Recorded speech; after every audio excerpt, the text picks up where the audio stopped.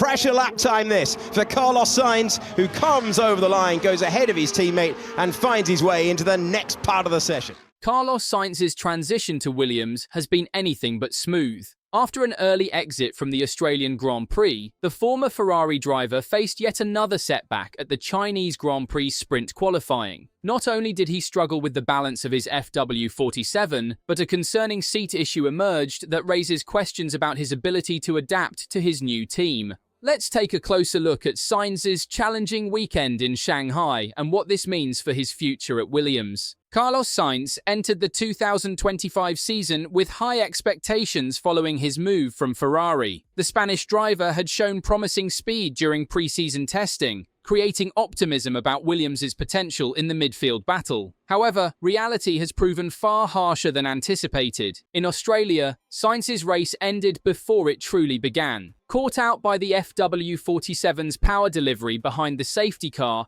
he crashed out on the very first lap. This mistake was particularly costly as his teammate Alex Albon went on to secure an impressive fifth-place finish, Williams' best result since 2021.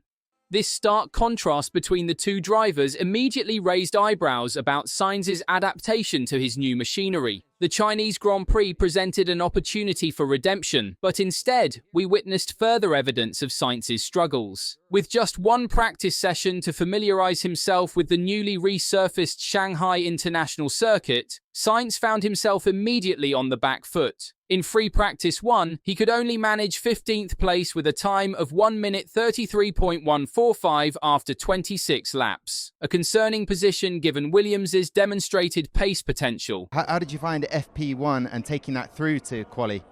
Not easy. It's been a difficult weekend up until now. We're trying to find the balance of the car.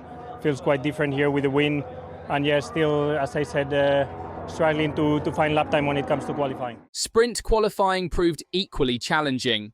While Sainz initially found himself at risk of elimination in SQ1, he improved on his second effort with a time of 1:32.457, securing passage to SQ2. However, his fortune didn't extend further. Unable to better his lap time in SQ2, Sainz qualified a disappointing 13th for the sprint race. The most concerning development from sprint qualifying was Sainz's revelation about issues with his seat. During the session, Sainz reported over the radio, "The seat came out of its place. Make sure you check the seat, please." This represents a rare and potentially dangerous issue for a Formula One driver. At the Chinese Grand Prix, drivers reached speeds exceeding 200 miles per hour down the back straight. To experience seat movement at such velocities would be deeply unsettling and potentially hazardous. Writing on social media platform X following qualifying, Sainz acknowledged the issue but downplayed its significance. He wrote, "I've struggled with the balance today. In SQ, we had some issues, including a weird feeling with the seat. But overall, it comes down to me not feeling at home in the car. Hopefully tomorrow we can put it together and improve for Sunday." The fact remains, for a driver to feel physically insecure in the cockpit represents a fundamental problem that cannot be overlooked.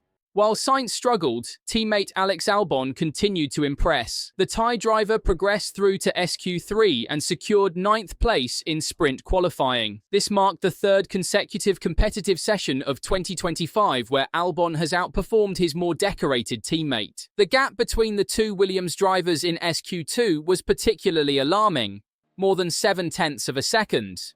For context, this deficit is only marginally smaller than that between Max Verstappen and the struggling Liam Lawson at Red Bull.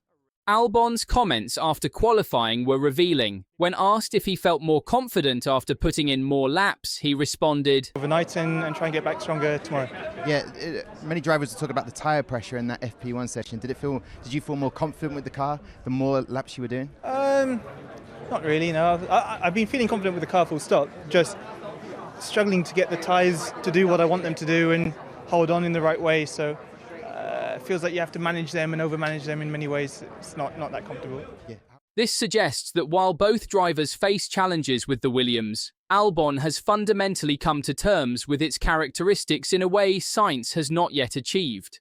The sprint race provided no respite for Sainz's difficulties. Starting from P13, he finished in a disappointing P17, dropping 4 positions from his starting spot. Meanwhile, Lewis Hamilton claimed victory in his Ferrari, ahead of Oscar Piastri and Max Verstappen. More concerningly, Liam Lawson, who qualified last for the sprint race, managed to overtake Sainz during the event. This backward slide further emphasized Sainz's discomfort with the Williams package under race conditions. By lap 11 of the sprint, Sainz was struggling so significantly that the team opted to pit him for fresh medium tyres, dropping him to the back of the field. This highly unusual strategy in a short 19-lap race speaks volumes about his difficulties. Sainz's struggles appear to center around his inability to find a comfortable balance with the FW47. Despite having had the opportunity to test with Williams in Abu Dhabi last year, the Spanish driver clearly needs more time to adapt. To qualifying. Yeah, and what has been the most challenging thing out there that you can take forward for tomorrow? Just getting the laps in, I feel I'm still short in mileage with learning the car and how to drive it, especially when it comes to qualifying.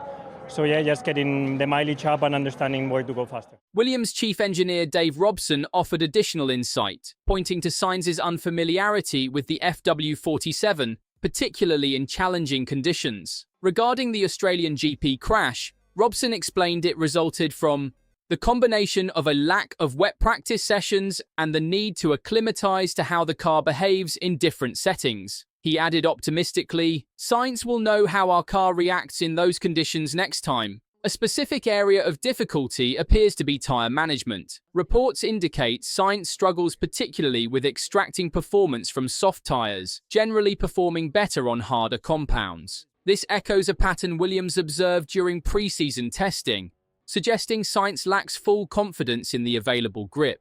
The Formula One community has not been shy about critiquing Sainz's difficult start at Williams. Former F1 driver Ralf Schumacher made particularly pointed comments after the Australian GP, suggesting Sainz should have been crying after his embarrassing mistake rather than rookie Isaac Hadjar, who had actually shown emotion after his own difficult race. Sky Sports commentator David Croft admitted to having rushed to place Sainz in his F1 fantasy team at the start of the season, a decision he now likely regrets given Albon's superior performance. In the winners and losers analysis from the Chinese GP sprint qualifying, Sainz was firmly placed in the loser category with the commentary, "What's happening to Carlos? The Spanish driver is struggling to post competitive lap times with the FW47. Alexander Albon was clearly ahead, making it into SQ3, while Sainz could only manage P13. This growing narrative around Sainz's struggles threatens to create a cycle of negative pressure, potentially making adaptation even more challenging. Beyond the technical aspects, Sainz faces a significant psychological hurdle. As a four-time Grand Prix winner who chose to join Williams after being replaced at Ferrari by Lewis Hamilton, expectations were high for him to lead the team forward. Instead, he currently appears to be the junior partner to Albon, who has established himself firmly within the team since joining in 2022. This role reversal likely compounds the pressure on Sainz to perform.